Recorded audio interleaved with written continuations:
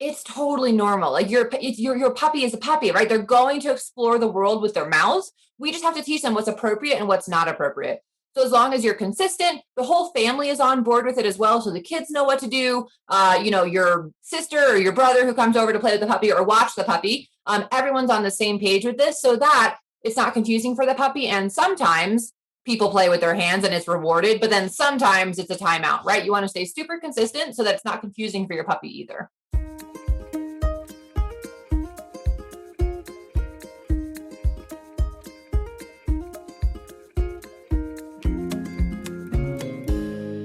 Hey everyone, welcome to another edition of Dog Sense. I'm Kathy Santo and I'm here with my co-host Sarah. Yay!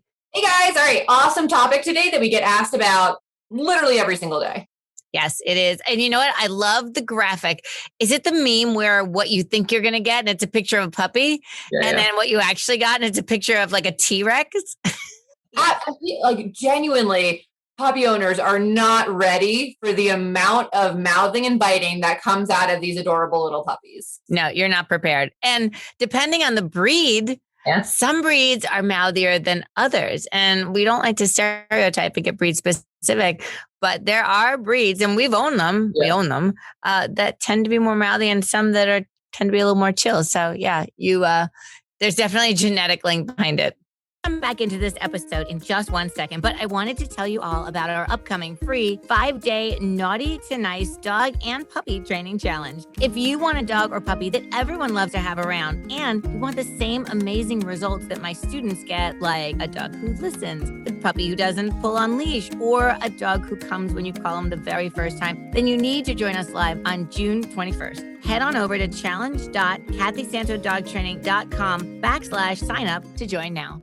Okay, so I think first, because of course, the first thing everyone wants to know is, okay, so when my puppy does mouth or bite me, what do I do? And I think let's talk about what they don't do first. Exactly. One of the biggest don'ts is don't hold their muzzle and squeeze it shut because you're going to make them hand shy. Lots of reasons. Well, yeah, I know. It's like, and wait, even when they're not mouthing, have you noticed that sometimes if you're holding a puppy, people will come up to it and just hold their muzzle like a handshake and be like, hey, what is that? Stop doing that. And because you're going to go in your puppy's mouth 1,000 times a day to take things out of it. And so if you teach them that your hand on their mouth is a bad thing, guess what? When you need to take out that Tylenol that they grabbed, they're not going to let you. Or when your vet has to go in and examine their mouth, they're not going to let them. And let's not forget, your groomer is going to hate their life because you taught your puppy that people touching their face is bad. So a lot of times the next thing people do is they'll want to add a verbal to it, right? They'll say no bite, ouch. They'll make a weird squealing noise as well. But guess what? This escalates the behavior, right, into more biting. And the reason behind that, just to explain it. So like from our perspective, from the human perspective, we're trying to communicate with them that we don't like this behavior, right? We use a stern tone. We make the squealy noise to hopefully scare them away. And maybe for some puppies that might work. Absolutely. But for the puppies who are really going to have an issue with biting, that is going to turn them on. They're going to go nuts. They're like, yes, this is the game I wanted. Let me make you squeal again, human. Yeah. And, so your toys that you buy them make the same sounds that you read on the internet that you should do. And this is why, oh my gosh, this is why we don't like people getting dog information on the internet. Because if we can instill one thing in you from this podcast, stop Googling dog training things. info@kathysanto.com. That's all. Please email us, info@kathysanto.com, or find a reputable local trainer, all that good stuff, but talk to a trainer. Try not to take articles and things from Google because it's all over the place. Yeah, and that squeaking, it really doesn't work. And I have students come in, they got Band-Aids on. They're like, I was squealing. Our puppy was like up. Yeah, torn up. And of course, let's just get into besides not yelling or squeezing the muzzle, don't hit, don't flick their nose. Like the only effective solution is really timeouts and moving your attention away from your dog. So look, I always explain it this way. Puppies come to you from this strange planet, like Puppy Planet. And when they were on Puppy Planet for the 8 or 10 weeks that they were with their breeder and their mama, they bit each other. That was their main form of communication. And they liked it or they didn't like it. And that's how they had their little interactions. And it would be like if you went to a new planet and they took away, I don't know, like your cell phone. Like your cell phone, is it always with you? Mine is, right? And you take away, that's my form of communication. I kind of don't know how to communicate. So when your puppy is biting you and you're like, I don't like this. And no, he's like, dude, this is my life for like the last 10 weeks. I don't know how to talk to you then. Yeah. And that's where the frustrations comes in. So he's a little alien being on a new planet, and you have to educate him into what we think is proper and be patient with him, because 8 to 10 weeks, that's a long time. And you think you're going to fix it in just one swoop with the squeezing muzzle. One nose flick. Yeah. No, it's not going to happen. So be patient, as we tend to always tell you. Like Kathy said, like this is completely normal, right? Your puppy, because again, we'll get calls where they're like, oh my God, my puppy's aggressive. Like they're attacking us. They're attacking the kids, everything. And a lot of times I'll take these puppies in for puppy boot camps and stuff. And the puppy has literally never bitten me. I've never had an issue with the puppy biting me because of how I'm interacting with them. And I think that's what we'll go into next, is kind of the whys behind the biting and how to prevent these behaviors, how to prevent them from getting into a state where they feel like they need to communicate with their mouths. Yep. All right. Start with the first one. It's a biggie. Yeah. So the first one is your puppy's overly tired, right? They have had a crazy long day. They haven't had the usual naps that they're used to, and they're overly tired. Heads up, they need about 18 hours of sleep a day. I know. You're like, what? So do I, but I don't get it. No, I get exactly. It. I don't need any sleep.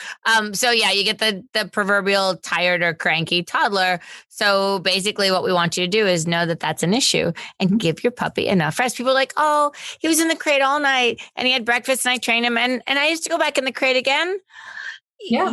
I mean, they need to sleep. You can try it in an X-Pen or in a room, but you better be supervising, because if they don't sleep because they'd rather chew the power cord to your MacBook, then you're going to be unhappy later on. So put them down like a baby. Yeah. The solution for this is what Kathy had mentioned earlier. It's the removal of your attention and your affection. So in that moment, when the puppy is getting too mouthy and bitey, they're trying to communicate. They're trying to get something from you. So if we then teach the puppy through timeouts in the crate or the exercise pen or tethering or whatever it is, we remove them from getting attention from us. That is how we can then teach them that it won't get you what you want. And that we can also then start to create a new pattern for them as well. And then the next one, frustrated. They want something. They're probably overtired too. They can't get it. They're like, I want to jump on your back, or I want to chew the sneaker, and you say no. And but you know what? If people have kids or they know kids or they were a kid, they'll remember this. Right. It's a thing. And so you have to figure out what is the source of frustration first, like being restrained or being brushed. And then you want to just sort of bring your puppy along a little bit easier. So maybe you were intending on having him on the grooming table and doing a full brush out. Yeah, but maybe you're just going to put him on a grooming table and then pet him and then put him down. Like, teach him to have tolerance. It's not just saying you're going to do it. It's rewarding the dog for incremental bits of behavior. I also like teaching impulse control games. Mm-hmm. I think that really helps the dog who's a gimme puppy, which they're wired to be. That is a puppy, like it's a toddler. And just like if you're patient, if you're patient, if you don't grab things, you could potentially earn them. Mm-hmm. So a lot of that goes into it. What's your best advice? Because another big one that we hear is, so the kind of the ankle biters, or the ones biting the pant legs or the kid's sweater, like the ones who bite the clothes, for most likely for attention, but like kind of how do you deter that behavior? Well, there's a couple ways. First, if I know when I wake up in the morning, I'm going to get my puppy out and the first thing he does is attack my fuzzy slippers. By the way, I don't have fuzzy slippers, probably because I have puppies, or pull on my sweatpants. It's morning. It's probably 5:30 or earlier. Yeah. I am not going to be training with this puppy. I'm going to wear shorts or roll up my pants. I'm going to be in bare feet. I'm going to pick up my puppy with a leash on and take him to the potty area. If you have a puppy that does that during the day, which most of them do, that's a good time to have cookies or treats or kibble with you. And so I'm going to focus the dog on something else. I'm either going to lure them with food to the door, or I'm going to drop some cookies on the ground and get their leash on. Just anything to do to keep them focused on something else. If you have a dog who likes to tug, hey, put this thing in your mouth. Because a lot of the retrievers like my golden, if I put something in her mouth, like, hey, hold this. And then people come in the house and she just loves to hold it and woo, woo, woo. So you got to know what your dog is into in order to effectively fix the problem. But those are some really strong ideas. Yeah. All right. So then overexcitedness. The dog's overaroused, right? He's way too excited about whatever it is. It could just be air molecules, but whatever. In that moment, he is way too excited. And that energy, it kind of expels itself through biting. Yeah. And I think it's good to know your puppy, like, and it's new to you, right? So, but these are things you have to figure out. Like, on a scale of 1 to 10, where total, like 1 is like super chill and like 10 is off the rails. You need to figure out that when your puppy is a 6 or a 7, that's maybe where you have to start calming things down. And it could be how you're playing with him. It could be how you're acting. It just, when you model calm, when you like breathe and you're just like, okay, we're not doing that anymore versus, yay, puppy, take the toy. Like that whole thing, you're creating crank and I want you to create calm. So when I see the puppies starting to get a little too over cranked, that's when I'll start to be calm too. Maybe we won't play tug. Maybe I'll just sort of take a deep breath and stand up and give them a little break from me, because I think, Sarah, people don't realize how much they drive that overexcited behavior by the things that they do. Yeah, absolutely.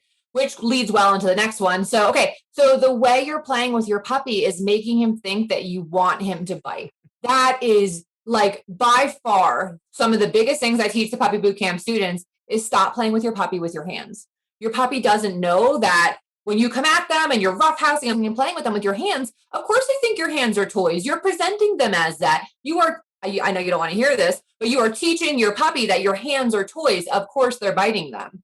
So be proactive in that manner and how you're playing with them, and either always have a toy, or when you are going to interact with them with your hands, again, like Kathy had mentioned, present and model a calm kind of response and a calm disposition when you approach them versus getting them all super cranked. And then all of a sudden you want them to cuddle nice and like a cute little puppy when you just got them all amped and cranked. Like that's really tough for puppies to do. And how about if you're going to sit on the floor, don't be a squealy, squeaky toy, right? And don't sit cross-legged. Don't sit on your butt. Like sit on your knees. Yeah. Like kneel up, be a little taller, be a little bit more off of his level. And then if things go sideways, stand up. Just stand up and leave. You need to get your puppy to see you something as different than a squeaky toy or a litter mate, which we find that with kids, right? And also we find that when your puppy nips you, people tend to like, pull it away or push the puppy. You're just creating more action. Yeah. It's reflexive in us, Sarah, because we're trainers. But if a puppy nips on us, we pretty much freeze. Mm-hmm. Like I'm not yanking my hand away. I just become suddenly like boring. Mm-hmm. And they're like nom nom, and then they're like, yeah, it's not working. That's not to say that we sit on the floor and let our puppies nom nom on us. We don't. But that's usually a first test. Like if I'm still, you're going to be like, oh yeah, that's not working out for me. I'll do something else.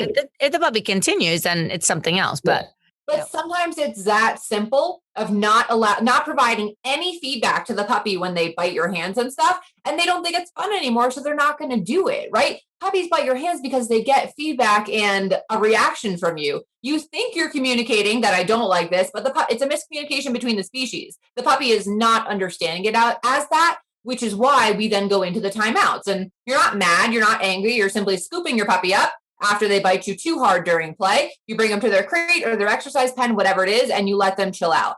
And a lot of times, if they are overtired, a lot of times they just go to sleep. Yeah. And I think too, because we're trainers, when we are interacting with our puppies, our play is actually training. So we're making sure they're brain tired and body tired. And that's probably a whole nother episode. But I can't remember the last time I just straight played with a puppy that didn't actually have something to do with training. It's always, there's always a direction I want to take. Yeah. There's always an aspect or it's not to say that just, mindless play is a good thing, but you have to know your dog. You have to know what stage they're at. Like play should be, it should be a game, right? There should be rules to it and like all that good stuff. There should be some kind of goal at the end of it, and not just like, oh, I just want to play, like just you're in your hands in their face and everything, because you're just creating bad habits. Yep. Okay. The next one I think is actually really important. So if your puppy is biting you because they want you to stop touching or petting them, Kathy, how would you handle that? Wait, this is mind blowing to people. They're like, what? My puppy doesn't want me to pet him all the time? Doesn't want to get snuggles and cuddles? Yeah. Do your kids want that? Do you want that? It's that 5-second rule, Sarah. We had to do a thing on that, like how to understand if your puppy is saying no, thank you, because people just think that the puppies want to be touched all the time. And the reality is they don't, just like people. So it can be overstimulated. It can be, they just want to break from you. And so if they want to break, take a break, stop touching them, like Absolutely. Go and do something else. Maybe they have to potty. Maybe they want to take a nap. Like, I'll just tell you the game. It doesn't need to be an episode. All right. It's called the 5-second rule. Yep. And the 5-second rule looks like this. You pet the puppy or the dog and you count in your head, not out loud, to 5. And then you take your hand off the puppy. And if the puppy walks away, that's red light, doesn't want it anymore. Mm-hmm. If the puppy stands there neutral and doesn't interact with you, it's yellow light. It's ambivalent, but I take that as a red. If the puppy nudges up against you, you can decide to pet again because the puppy is saying, yes, please pet me. Now we make them get petted for earning things. So that's a whole nother conversation. But these are the things you need to teach your children and to always keep in mind when you're interacting with any dog, because most people pet, the dog moves away. They're like, come back. Oh, give me here. Yay. And I'm like, oh no. And you can see the dog is, their mouth is closing. They're trying to roll their eyes. They're a little bit stressed. But people don't care what the dog thinks. They just care what they want. And so the interaction with the dog should be for you and the dog. That should always be in the front of your mind. And if it's too much, then you're going to get some pushy behavior back, because they should have the right to say, stop it. Right. So again, it's definitely a 3 to 5 second thing, and then test it.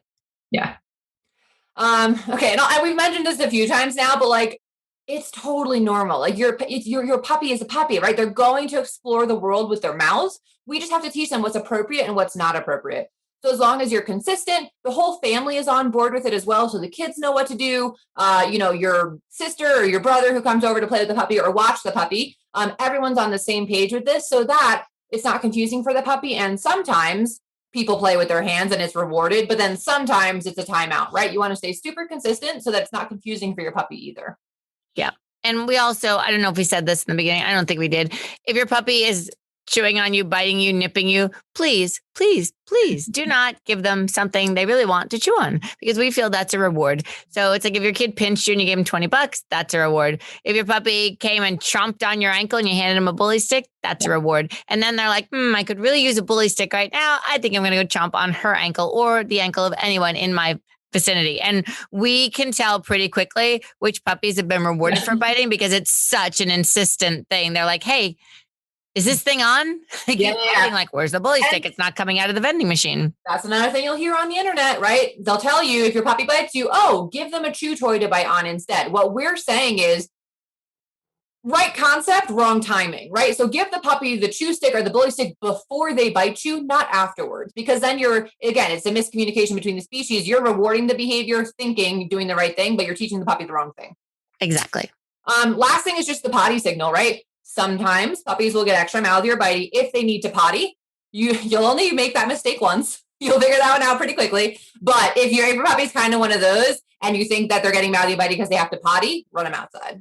Yeah. And another signal is if they're really mouthy and bitey and then suddenly they stop and leave. Yeah. You're like, wow, all those tips Kathy and Sarah gave me, they really work. My puppy's not chewing on me anymore. And then 10 minutes later, you forgot our advice about always keeping your eye on your puppy, and you walk in and there's a pile. And you're like, oh, it wasn't the training. It was the potty thing. Yeah. Yep, exactly. So, there you go. These are our absolute best tips on managing your puppy's biting. Remember, it's normal. They're not trying to ruin your life.